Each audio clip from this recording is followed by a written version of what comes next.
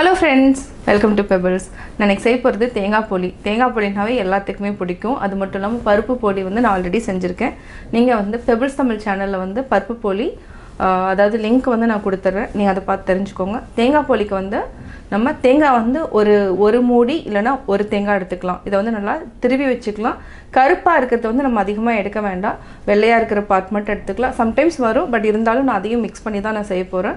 இது கூட நம்ம வெல்லம் சேர்த்து செய்ய போறோம். வாங்க எப்படி செய்யறதுன்னு பார்க்கலாம். போலி செய்யறதுக்கு தேவையான பொருட்கள் என்னங்கறத பார்த்தறலாம். ஃபர்ஸ்ட் வந்து நம்ம மேல் மாவுக்கு என்ன போடுறதுங்கிறது பார்க்கலாம். நம்ம மைதா மாவு 200 grams எடுத்துக்கலாம். இது கூட ஒரே ஒரு பிஞ்ச் நான் salt ஆட் பண்ணியிருக்கேன். கலர் வந்து பிடிக்கும்னா நீங்க மஞ்சள் ஆட் பண்ணுங்க. எனக்கு வந்து கலர் தேவைங்கிறதுனால நான் ஒரு சிட்டிகை மஞ்சள் ஆட் பண்ணியிருக்கேன். இது வந்து நம்ம தனியா பிசைஞ்சு வச்சுக்கலாம். இதுக்கு வந்து பூரணத்துக்கு வந்து நம்ம என்ன பண்றோம்னா தேங்காய் வந்து ஒரு 1.5 மூடி தேங்காய் நான் எடுத்துக்கிறேன். அதாவது ஒரு தேங்காயில கொஞ்சமா கம்மியா எடுத்துக்கிறேன். இது கூட வந்து நான் 100 grams வந்து வெல்லம் எடுத்துக்கிறேன். ஏலக்காய் ஒரு 8 ஏலக்காவை நான் தூள் பண்ணி வச்சிருக்கேன்.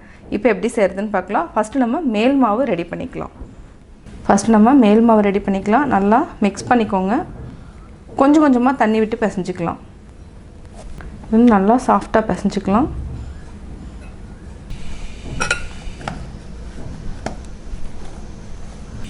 இது கூட நம்ம நல்லெண்ணெய் 1 டேபிள்ஸ்பூன் ஊத்தி பிசைஞ்சிக்கலாம்.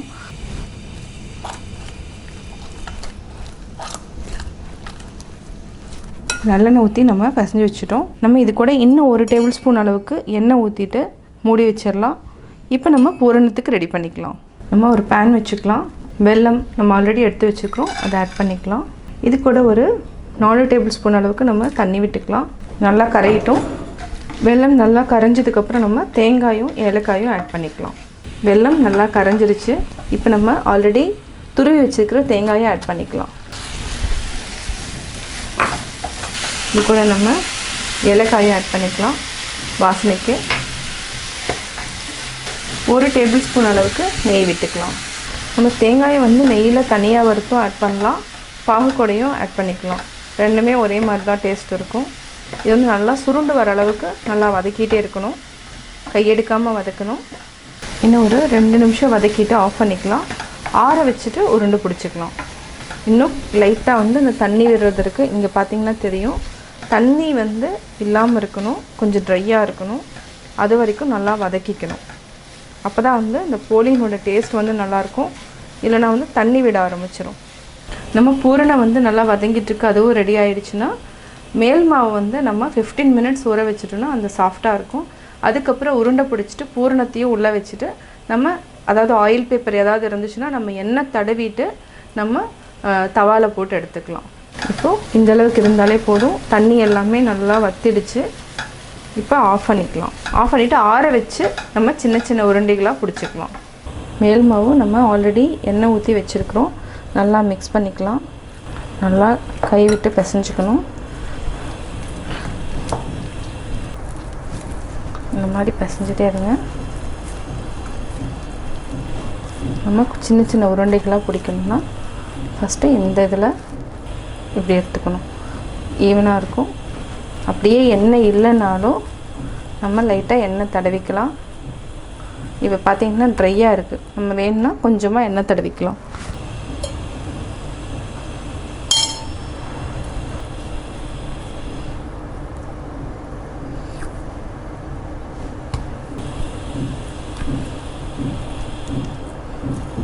அதாவது 1 லிட்டர் ஆயில் பேப்பர் இருந்துச்சுன்னா நம்ம அதை ஓரத்தில் கட் பண்ணிவிட்டு இந்த மாதிரி எடுத்துக்கலாம். இது கூட நம்ம லைட்டாக இது கிராக் இருக்கக்கூடாது. நல்லா உருண்டை பிடிச்சிக்கோங்க.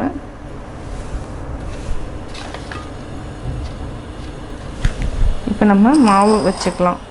அதாவது ஆல்ரெடி ரெடி பண்ணி வச்ச மாவு நம்ம பூரணத்தை வந்து ஆட் பண்ணிக்கலாம். வாழை இலை இருந்தாலும் நம்ம யூஸ் பண்ணலாம்.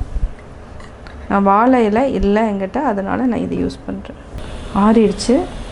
இப்போ நம்ம சின்ன சின்ன உருண்டைகளாக பிடிச்சி எடுத்துக்கலாம். நம்மளுக்கு எந்த சைஸ் வேணுமோ அந்த சைஸ் எடுத்துக்கலாம்.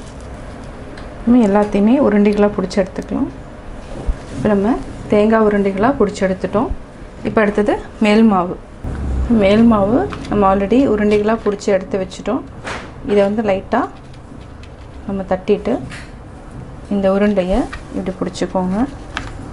ஒரு இடத்துல இந்த மாதிரி நல்லா பிடிச்சிட்டு இதை நல்லா ஸ்டிஃபாக பிடிச்சிக்கோங்க. இந்த கையில்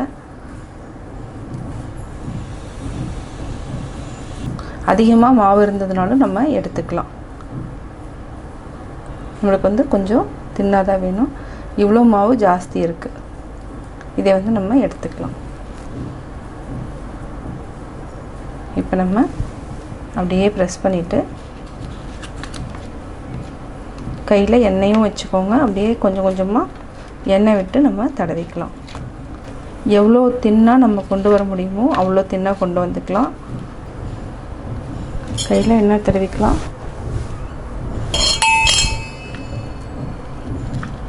எண்ணெய் தடவிட்டால் இன்னுமே எண்ணெய் தடவினா இன்னுமே ஈஸியாக இருக்கும். இப்போ நம்ம தவாவில் போட்டு எடுத்துக்கலாம். இப்போ நம்ம தவா காஞ்சிருச்சு. இதில் ஒரு கொஞ்சமாக ஒரு ட்ராப் வரைக்கும் நம்ம நெய் விட்டுக்கலாம். நெய் இல்லைன்னா ஆயில் எது இருந்தாலும் ஓகே. ஆல்ரெடி நம்ம தேய்ச்சி வச்சுருக்கிற போலி, தேங்காய், மேல் மாவு இந்த மாதிரி தெரியணும். அப்போ தான் வந்து நல்லாயிருக்கும். இதை அப்படியே போட்டு தட்டி எடுத்துக்கலாம். நல்லா வேகட்டும்.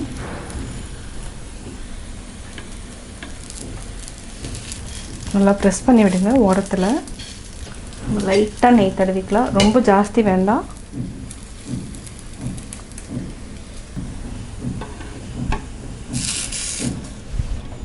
கொஞ்சமாக லைட்டாக நம்ம நெய் தடவிக்கலாம். சிம்மில் வச்சுக்கோங்க, ஹை ஃப்ளேமில் வைக்க வேண்டாம்.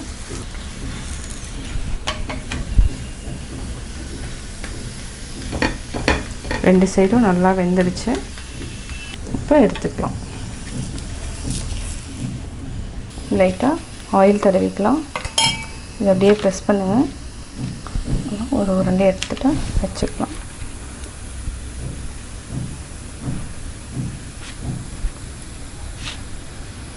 எக்ஸ்ட்ரா இருந்துச்சுன்னா மாவை அதை எடுத்துக்கலாம். இது அப்படியே பொறுமையாக கொஞ்சம் நல்லா தின்னாகிற வரைக்கும் ப்ரெஸ் பண்ணிக்கலாம். வாழை இலை இருந்தாலும் இன்னும் நல்லா யூஸ்ஃபுல்லாக இருக்கும். இப்போ நம்ம போட்டுக்கலாம். கொஞ்சமாக நெய் விட்டுக்கலாம். ஓரத்தில் ப்ரெஸ் பண்ணி விட்டுக்கோங்க. ஏன்னா எப்போவுமே இந்த மாவு வந்து ஓரத்தில் பச்சையாக இருக்கும். அது நல்லா வேகணும்.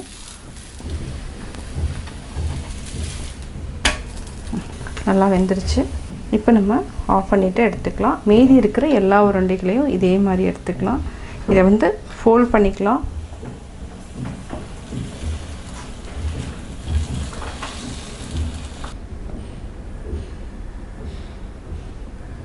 சுவையான தேங்காய் போலி ரெடி.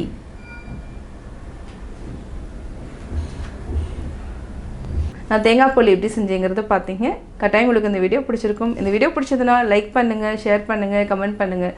மறக்காமல் பெபிள்ஸ் தமிழ் சேனலையும் கோபி சுதா சேனலையும் சப்ஸ்கிரைப் பண்ணுங்கள்.